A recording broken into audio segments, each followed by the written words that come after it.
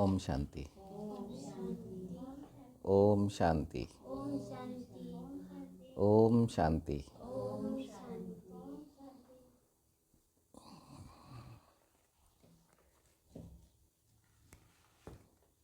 संगम युग, जिसमें आत्माएं परमात्मा से मिलन मनाती हैं।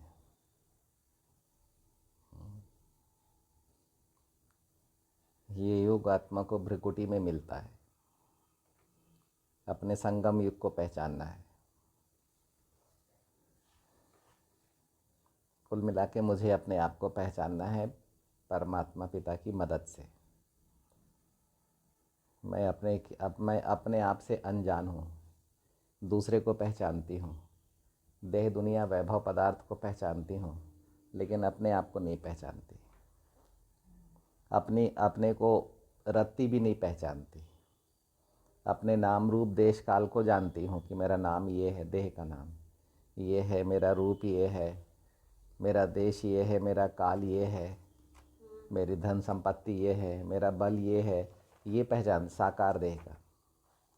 लेकिन अपने को नहीं पहचानती। दूसरे को पहचानना मेरे लिए सरल है, लेकिन अपने को पहचानना बिल्कुल जैसे कि असंभव है। बाबा मिले, बाबा ने दिव्य बुद्धि दी, दिव्य दृष्टि दी, तब मैं अपनी ओर चलना चालू करी। अभी भी अपने आप को पहचान रही हूँ।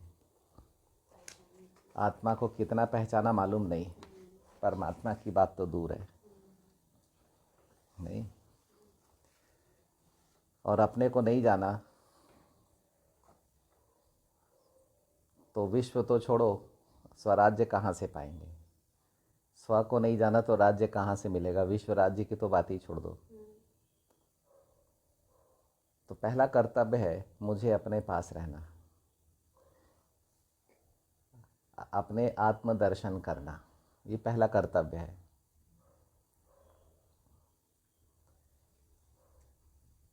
बाबा आएंगे जब मैं स्वदर्शन करूँगा।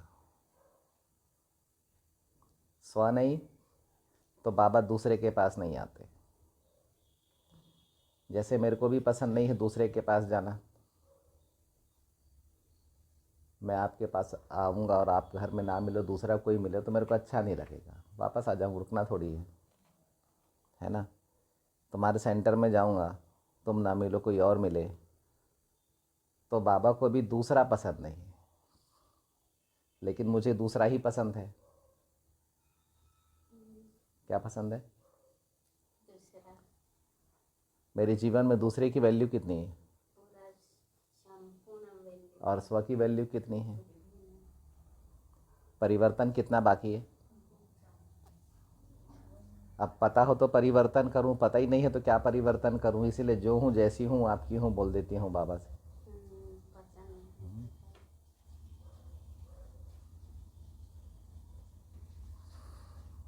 मनुष्य के जीवन में एक बहुत बड़ी कमी है कि मेरे जीवन में एसेट, जमा पूंजी कौन है, क्या है, मैं उसको नहीं पहचानती, उसको वैल्यू नहीं देती। है ना। एसेट, एसेट माने प्रॉपर्टी, जमा पूंजी। हाँ, लेकिन एक्सपेंस को मैं पहचानती हूँ।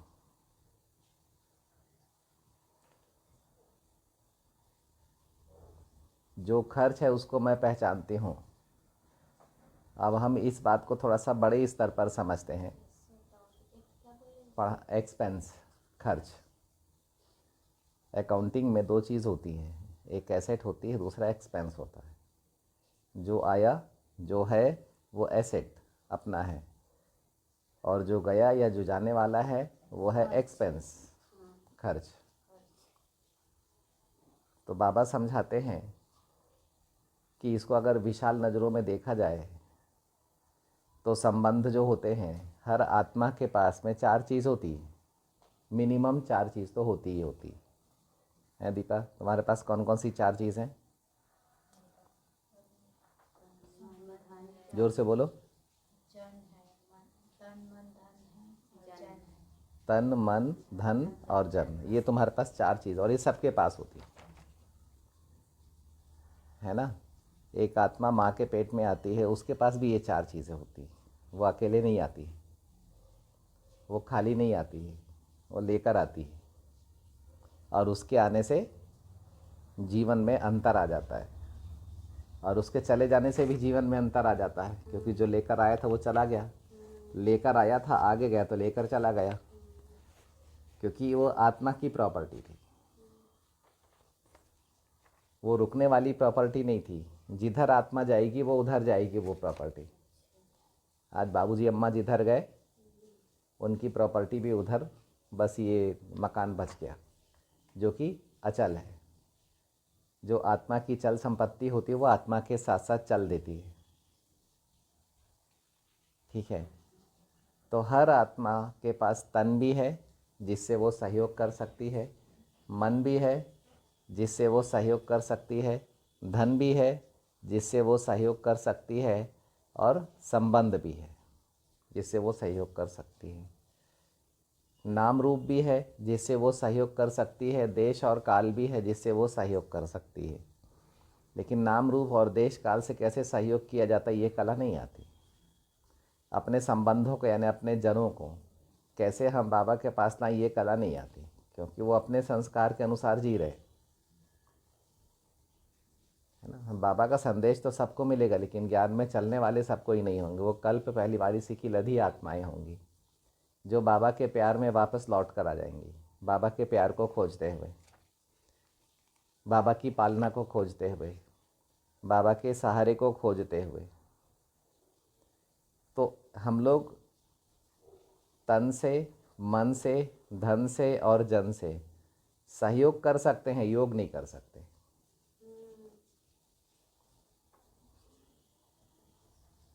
योग पहले कि सहयोग पहले? सहयोग या योग? क्योंकि ना मैं तन हूँ, ना मैं मन हूँ, ना मैं जन हूँ, और ना मैं धन हूँ, और योग करने वाली सत्ता हूँ मैं। अब मैं माना बिंदु, मैं माना ज्योतिर्मय बिंदु, है ना। मैं माना ज्योतिर्मय बिंदु। अभी बिंदु में योग करने का बल है, लेकिन आत्मा में नहीं है। फिर गड़बड़ हो रहा है यहाँ पर। योग करने का बल बुद्धि में है। हाँ, योगी बुद्धि मिले तो योगी, ज्ञानी बुद्धि मिले तो ज्ञानी, योग के लिए युद्ध। और अगर त्यागी बुद्धि मिले तो त्यागी, वैरागी बुद्धि मिले तो वैराग्य भाव रहेगा, त्याग भाव, वैराग्य भाव। ठीक है, बुद्धि की क्वालिटी पर निर्भर करती है कि बाबा से कल्प पहले वाली कौन सी बुद्धि मिली है मेरे को। ज्ञानी बुद्धि मिले तो ज्ञानी, ज्ञान बुद्धि में आता रहे। तो बुद्धि की क्वालिटी पर निर्भर करता है कि मैं कौन हूँ, सहयोगी हूँ या योगी हूँ। फिर सहयोग भी दो प्रकार का होता है। एक राइट हैंड सहयोग करता है, एक लेफ्ट हैंड सहयोग करता है। लक्ष्मी राइट में बैठती है कि लेफ्ट में बैठती है?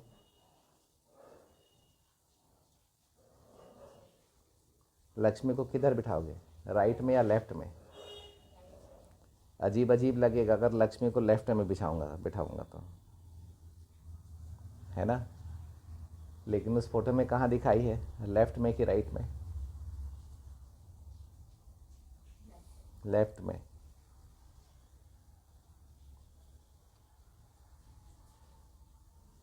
तो मेरा सहयोग राइट हैंड का है कि लेफ्ट हैंड का है?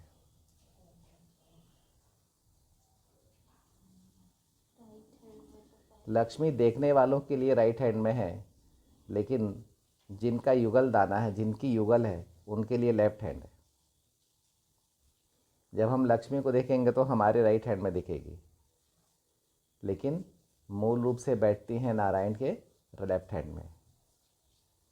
ठीक है, तो राइट हैंड सहयोग ज़्यादा अच्छा करता है कि लेफ्ट हैंड सहयोग ज़्यादा करता है? राइट में राइट होगा कि लेफ्ट में राइट होगा? इसलिए तो राइट नाम है ना, है ना। तो राइट क्या है? बाबा को योग से सहयोग करना या तन मन धन जन से सहयोग करना, राइट किसको बोलेंगे? राइट हैंड कौन बनता है बाबा का? कितनी बड़ी बात है ये, कितनी बड़ी बात है। बुद्धिवान बाबा के सहयोगी हैं कि योगी हैं? योग पहले या सहयोग पहले? क्या बोलेंगे? पहले धन चाहिए, तन चाहिए, मन चाहिए, रिश्ते नाते चाहिए, या पहले बाबा से योग चाहिए? पहले योग चाहिए, है ना? हाँ, अब योग है, योग से हमें आत्मा को, यानी जो योग कराने वाली सत्ता है, यानी बिंदु करने वाली, तो बिंदु को जब बाबा से प्राप्ति हो तब वो सहयोगी बने। बिना प्राप्ति के कौन सहयोग करेगा? बिना प्राप्ति के प्यार ही नहीं आएगा। या तो पिकनिक में ले जाओ, या टोलियाँ खिलाओ, या उत्सव मनाओ सेंटर में, या फिर ज्ञान रत्नों की नवीनता दो, कुछ तो करना पड़ेगा। नहीं तो आत्माएं क्यों साथ में आएंगी? क्यों रोज रोज आएंगी आत्माएं? आत्माओं को जब कुछ मिलेगा नहीं तो क्यों आएंगी रोज रोज? तब सहयोग का जन्म होता है, योग प्राप्ति फिर सहयोग। हाँ, योग प्राप्ति फिर सहयोग।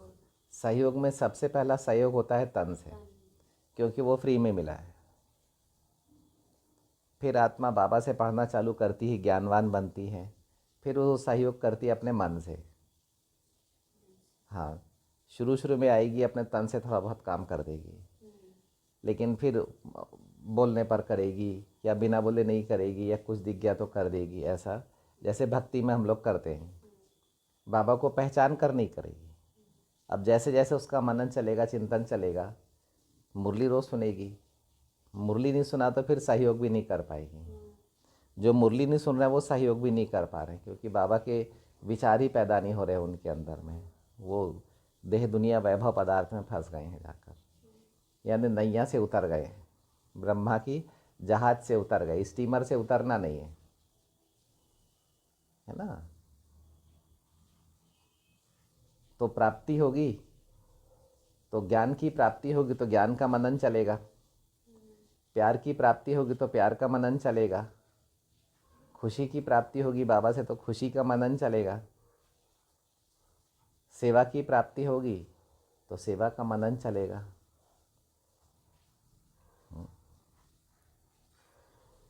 धारणाएं हैं तो धारणा अर्थात कल्प वृक्ष में सप्लाई। जब बुद्धि में धारणा ही नहीं है तो वृक्ष में कहाँ से जाए? तो वृक्ष क्या हो जाता? हमारा असंतुष्ट। हाँ, वृक्ष अर्थात लोक पसंद।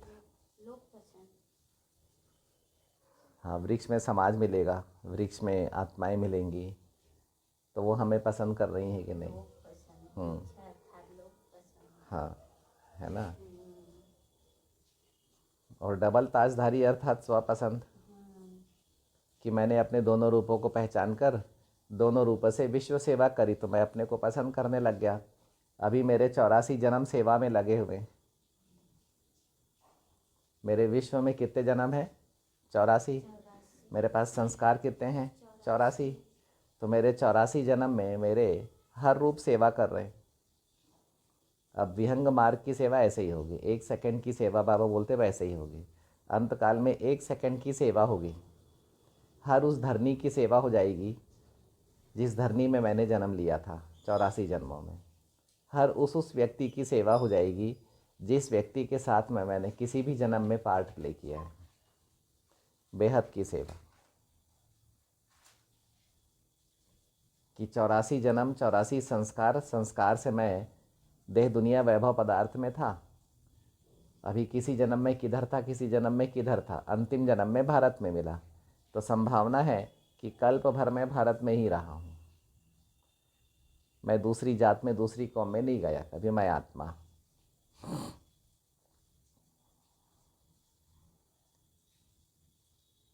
तो जब जब मैं अपने देश में रहा तो मैं बाबा को भारत में ही मिला, अंतिम जन्म में भारत में मिला, तो इससे पहले जन्मों में भी भारत में ही था।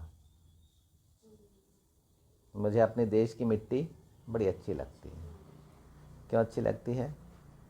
क्योंकि इसी धरनी पर बाबा आए। क्योंकि 5000 साल तक सोना उगलते रहती है।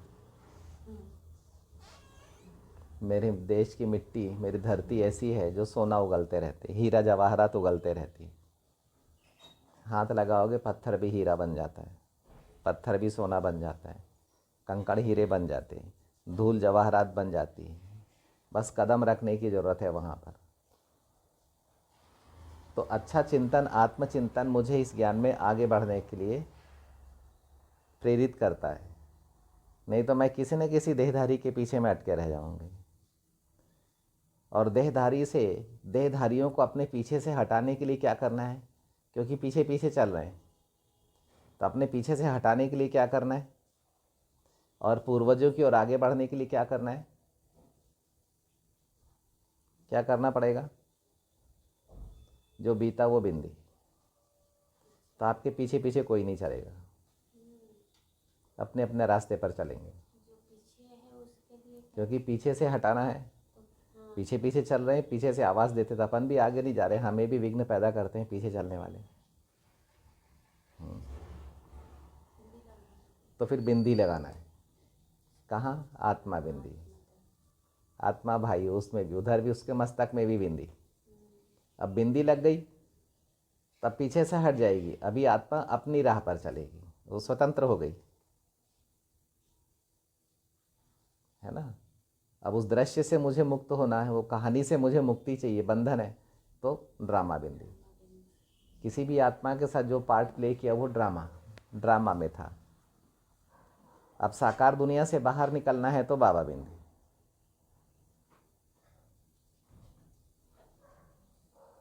इसको बोलते हैं मुक्ति।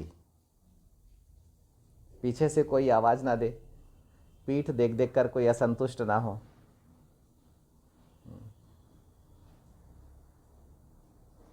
खुशी देखकर खुश हो, खुशी देखकर उसकी खुशी कम ना हो जाए। अगर मैं खुश हूँ, किसी की खुशी कम हो गई, इसका मतलब है कि वह असंतुष्ट है। संतुष्ट होगी तो खुशी में खुश होगी, प्यार में प्यारी बनेगी, ज्ञान में ज्ञानवान बनेगी। इसीलिए अगर मैं बता दूं कि मैं अपनी इस स्टेज पर हूँ, तो सामने वाला अगर अपने को छोटा महसूस कर लिया तो फिर खुश नहीं होगी। लेकिन मुझे तो पढ़ना है, सच्चाई से पढ़ना है मेरे को अपनी पढ़ाई की ओर बढ़ते जाना है, उसमें रुकना नहीं है मेरे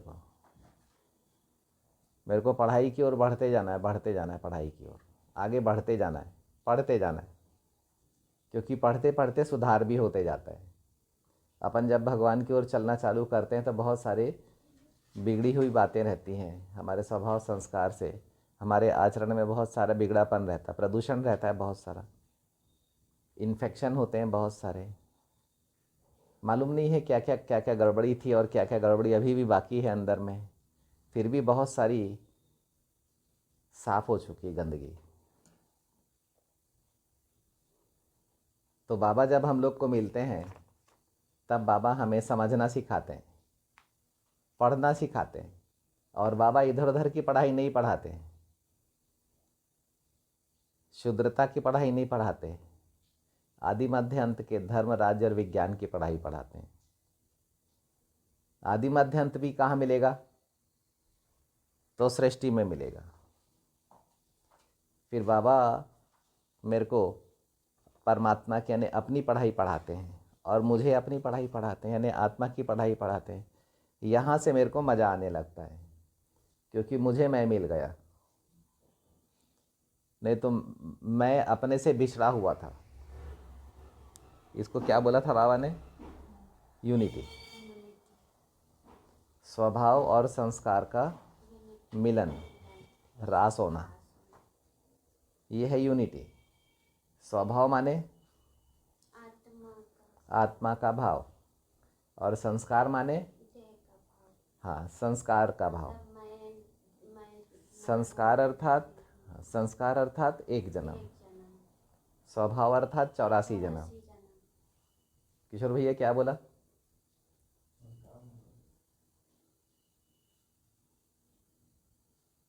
सुनेंगे ध्यान से, है ना। अपने को आत्मा समझेंगे तो बिंदु से बात अंदर चले जाएगी। पढ़ाने वाला शिव बाबा है। ये संस्कार है, बाहर में संस्कार है, मस्तक में स्वभाव है। आत्मचिंतन है, सिंपल, कोई भी कर सकता है इसको, कोई भी कर सकता है और कोई भी बोल सकता है और कोई भी यहाँ पर बैठ सकता है किशोर भैया। सिर्फ वो गेटअप चाहिए, वो चिंतन चाहिए अगर यहाँ बैठना है तो। आत्मचिंतन करिए, सुनाइए। है वो आत्मचिंतन तो जैसे जन्म लेते साथ बाबा से वरदान मिल गया था, तो मुरली के बाद शुरू से ही पहले कॉपी में लिखते थे, पढ़कर बोलते थे। जो पढ़ते थे लिखते थे कॉपी में, पढ़कर बोलते थे। कैलाश भाई बोला चंदू भाई तो पढ़कर बोलते हैं। उस दिन से पढ़कर बोलना बंद कर दिया, बाबा ने बोलना शुरू कर दिया। लोग सब आते थे, सारे बड़े बड़े लोग, पूर्वज लोग आते थे। तो स्वभाव यानी आत्मभाव, मूल भाव जो अनादि है, ठीक है। जिस भाव में शांति है, जिस भाव में प्यार है, आत्मभाव अर्थात सुख का भाव, आत्मभाव अर्थात आत्मभाव अर्थात सार, देह भाव नहीं, बिना देह का निराकारी बिंदु का भाव, वह है स्वभाव। लेकिन वहीं पर अगर अब अपन आते हैं तो आत्मा हर जन्म संस्कार से लेती है। जन्म बाद में लेती, पहले संस्कार मिलता है। बाबा कहते आत्मा संस्कार ले जाए जन्म लेती, तो पुराना संस्कार लेकर थोड़ी जाएगी। नए संस्कार में पुराने जन्म का संस्कार थोड़ा बहुत आ सकता है। उस आधार पर नए जन्म के संस्कार में को भी वो रंगने लगती है, लिखने लगती है लेखनी। संस्कार एक कागज़ के समान है जो जन्म मरण में लेके आता है, साकार शरीर दिलाता है। संस्कार नहीं तो फिर साकार शरीर नहीं, और उसके बाद साकार शरीर संस्कार के अनुसार संकल्प और कर्म भी करता है। संस्कार मिले तो आत्मा की, संस्कार को साकार मिले तो आत्मा की मोटर स्टार्ट हो। क्या बोला किशोर भैया?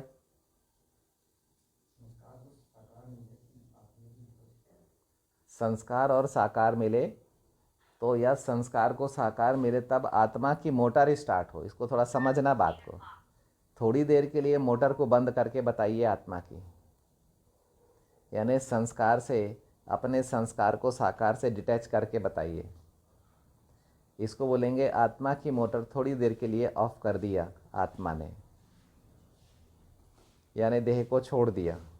मरना नहीं है, ये मरना नहीं है, थोड़ी देर के लिए ये साकार मोटर को आराम देना है।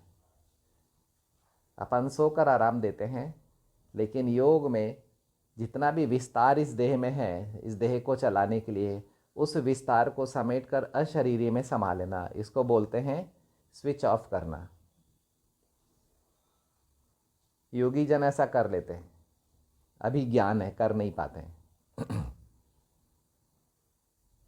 करना सीखना है। क्या करना सीखना है?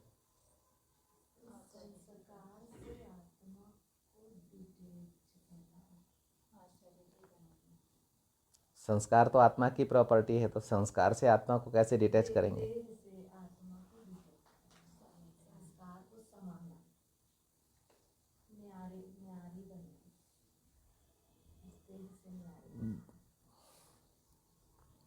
यानी साकार मोटर को ऑफ करना, तो आत्मा बैटरी भी नहीं खर्च होगी, फिर मन बुद्धि संस्कार की ताकत भी खर्च नहीं होगी। आत्मा बैटरी है ना, बैटरी चार्ज है तो चले, और चार्ज नहीं है तो कहाँ से चले? तो चार्जिंग स्टेशन है परम धाम शिव बाबा, चार्जिंग स्टेशन। और कनेक्शन है। बिना कनेक्शन के बैटरी चार्ज कैसे हो? तो कनेक्शन है, जोर से बोलो। कनेक्शन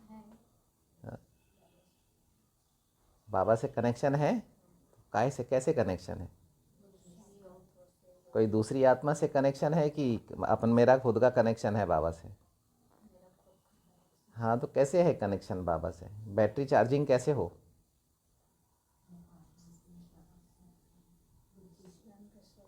बुद्धि से। बिंदु, बुद्धि, बुद्धि योग की लाइन और बाबा से कनेक्शन, बाबा से टच, इसको बोलते कनेक्शन। जैसे हैंडशेक किया, कनेक्शन। हैंडशेक किया, कनेक्शन, एनर्जी इधर से उधर, उधर से इधर आ गई। ऐसे ही अपना बुद्धि योग, बुद्धि योग जब बाबा से लगता है और बाबा को आत्मा समझने लगती है, तो फिर अपने इस विस्तार को, देह के विस्तार को वापस खींचने लगती है। नाम रूप देश काल से वो अपने आप को छुट्टी देने लगती है। अब नाम रूप देश काल में नहीं जीना है, क्योंकि बाबा मिल गया है जो नाम रूप देश काल से ऊपर से आता है। अभी नाम रूप देश काल के विस्तार में नहीं जाना है। पैसा क्यों कमाते हैं? किसका विस्तार है? नाम का, देश का, रूप का या काल का? किसका विस्तार है? नाम का, रूप का, नाम रूप का। है ना? पैसा क्यों चाहिए? नाम के लिए पैसा चाहिए कि अरबपति खरबपति है, या रूप के लिए पैसा चाहिए, या देश के लिए पैसा चाहिए, या काल के लिए पैसा चाहिए? किसके लिए पैसा चाहिए? बताएं कविता बहन, पैसा किसके लिए चाहिए? नाम के लिए, रूप के लिए, देश के लिए, काल के लिए, किसके लिए पैसा चाहिए? चाहिए ना पैसा कि नहीं चाहिए? दीपा, किसके लिए पैसा चाहिए?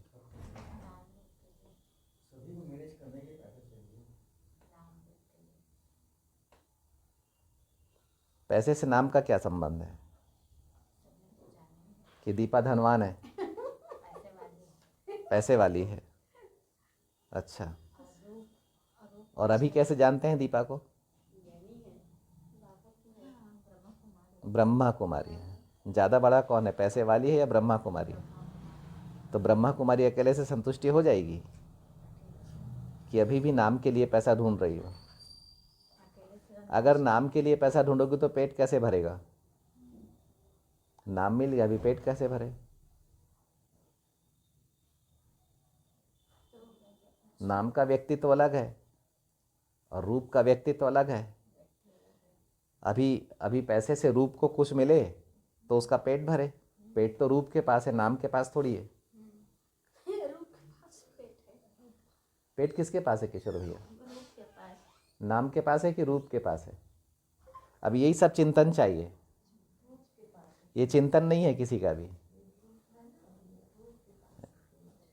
सेवा, नाम की सेवा करना है कि रूप की सेवा करना है, कि देश की सेवा करना है, कि काल की सेवा करना है, कि बाप की सेवा करना है? बाबा की सेवा करना है तो सब पूरा हो जाएगा। कैसे पूरा हो जाएगा? बाप की सेवा करेंगे, वो तो गुप्त है। नाम रूप देश काल प्रत्यक्ष है, तो देश बाबा तो गुप्त देश है। काल के लिए है। तो जो नाम के लिए सेवा करते, थोड़ा सा किया नहीं और पेपर में छपवा दिया, उसको बोलते हैं नेमीनाथ। जो रूप के लिए सेवा करते हैं, वो सेवा करते हैं अपना मान सम्मान लेकर, ओम शांति कर देते हैं। सेवा का उनका लक्ष्य हो गया मान सम्मान मिल जाए बस। जो देश के लिए सेवा करते हैं वो परोपकार करते हैं। जो बाप के लिए सेवा करते हैं वो स्व उन्नति करते हैं, अपने दोनों रूपों को विकसित करते हैं। वो डबल ताजधारी बनते हैं। क्या लक्ष्य है? ये तो सच है, लेकिन करते क्या है? नहीं करते। हाँ, मतलब इस पर चिंतन करना है ना। तो पैसे की पकड़ पेट तक और सेवा की पकड़ 84 जन्मों तक, और धारणा की पकड़ दास दासी प्रजा से राजा महाराजा बनने तक, और योग की पकड़ परम धाम जाने तक, और ज्ञान की पकड़ 84 जन्म। समाधान स्वरूप, उत्तर स्वरूप, अपना पसंद, सबका पसंद और बाबा की पसंद का बनने के लिए ज्ञान चाहिए। जी, कौन सा स्वरूप? सफलता। सफलता स्वरूप बोल लो। बिना योग के सफलता नहीं मिलती, लेकिन ज्ञान मिलने से रास्ते खुल जाते हैं, लेकिन चलने के लिए फिर योग चाहिए। रास्ता तो मालूम है, चल नहीं पा रहे हैं, इसमें उसमें अटके हुए हैं, तो फिर योग चाहिए। अटकन अटकन कैसे होती है? आँख से किसी में अटक गए, ठीक है, किसी के रूप से अटक गए, किसी के तन से अटक गए, किसी के स्पर्श से अटक गए, किसी का प्यार अच्छा लग गया, किसी का रंग अच्छा लग गया, ठीक है। ऐसा अटकन साइड में होती है, भटकन है। अटकन और भटकन साथ साथ चलते हैं। जितनी आत्माओं में अटकेंगे उतना बाबा से भटकेंगे। अब अगर बुद्धि योग बाबा से लगा है तो अटकन भटकन लटकन चटकन उससे छूट जाते हैं, भूल भुलैया से ऊपर निकल जाते हैं। भूल भुलैया से निकलना है तो ऊपर देखना होगा, नहीं तो तन का जाल, मन का जाल, धन का जाल और जन का जाल, इससे मुक्ति असंभव है। जन का जाल अर्थात संबंधों के जाल में फंसी हुई है आत्मा। तन का जाल अर्थात तन के बारे में ही, तन पर ध्यान है उसका, ये नहीं है, वो नहीं है, वो नहीं है, वो नहीं है। मन का जाल अर्थात संकल्प विकल्प एक्शन रिएक्शन में ही अटकी हुई है आत्मा, जाल में फंसी हुई है, वो निकल नहीं रही है। जाल अर्थात भूल भुलैया, सामने में किसी को देखा नहीं, संकल्प विकल्प चलाना शुरू कर दिया बिना कारण से। जन का जाल अर्थात इससे भी मेरे संबंध, उससे भी मेरे संबंध, उससे भी मेरे संबंध, उससे भी, वो भी मेरा, वो भी मेरा, वो भी मेरा, ये भी कर लूँ, वो भी कर लूँ, वो भी कर लूँ। सबसे बड़ा जाल है जन का जाल, संबंधों का जाल। और जाएंगे और वहाँ से कुछ ना कुछ बात उठा कर ले आएंगे, यानी अपनी बुद्धि को वहाँ छोड़ आएंगे और बात को उठा कर ले आएंगे। बुद्धिहीनता बोलेंगे। बुद्धि को वहीं छोड़ के आ गए और बात उठा कर ले आए, तो वही स्थान में बंध गए, क्योंकि वो स्थान में गए, वहाँ से बात उठा कर ले आए ना। अब हमारा मन बुद्धि वहाँ बंध गया।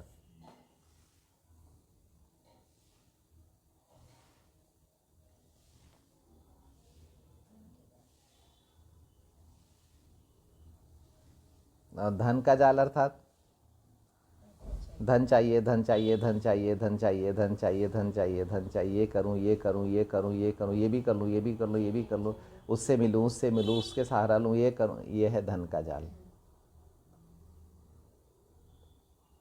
धन ही भगवान है, धन ही सब कुछ है। धन नहीं तो कुछ नहीं, सबसे बड़ी चीज़ धन है, सबसे बड़ा रुपया। ना बीबी, ना भैया, माँ बाप, बीबी, बच्चे, रिश्ते नाते सब धन के सामने में छोटे हो जाते हैं। तो ये जाल है। अब इन चारों जालों से, अगर ये जाल ऐसे हैं, ऐसे हैं, ऐसे नहीं हैं, ऐसे नहीं हैं, ऐसे भी नहीं हैं, इधर देवताएं हैं, ऐसे हैं, इधर कलयुग है, लेकिन ये जाल सब बुद्धि का जाल, बुद्धि योग सीधा बाबा से होगा तो सारे जालों से मुक्ति। इस जाल की भूल भुलैया से निकलने का, जो चीज़ जैसी है जहाँ है उसको वैसे ही छोड़कर आप अपने पास लौट के आ जाओ। सबसे पहली क्वालिटी ये होनी चाहिए, नहीं तो तनाव, चिंता, बंधन, दुख, परेशानियाँ, बीमारी से मुक्ति नहीं मिलेगी। तो जो चीज़ भी है, शरीर भी, तन भी खराब हो रहा है, उसके बाद भी आप मस्तक में आ जाओ लौट के सबसे पहले। तो नीचे के देह के जालों से आप, जो मछली फंस गई है, मछली बन के जाल में फंस गए हैं, अभी फरिश्ता बन के निकलना है। मछली को खा जाते हैं तो देह को खाते रहेंगे, खाते रहेंगे, खाते रहेंगे, खाते रहेंगे। हम सोचेंगे कि हम प्यार कर रहे हैं, हम जिम्मेदारी निभा रहे हैं, लेकिन देह अंदर से खोखली होते जाती है और एक दिन जब कुछ बचता नहीं है तो पछताते हुए फिर शरीर छोड़कर आत्मा आगे जाती है कि ये जन्म पूरा खराब कर दिया। ना मैं अपने लिए जिया, ना मैं